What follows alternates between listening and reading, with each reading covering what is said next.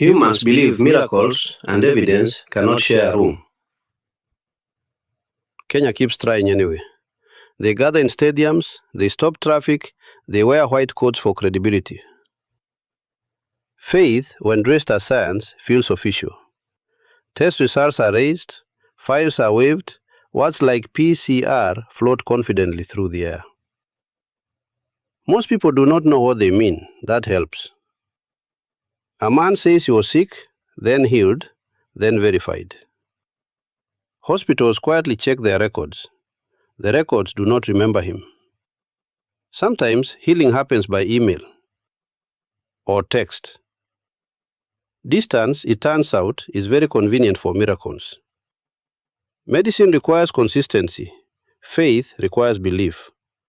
One demands pills every day, the other demands you stop asking questions.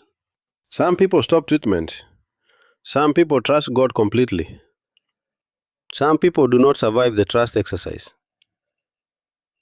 Doctors clear their throats. Councils release statements. Licenses are mentioned. Belief responds with louder belief. That usually works. This has happened before. Different prophets, different villages, same hope, same ending. Only the names change. Faith is powerful, so is desperation. Kenya is still learning which one speaks louder when science whispers.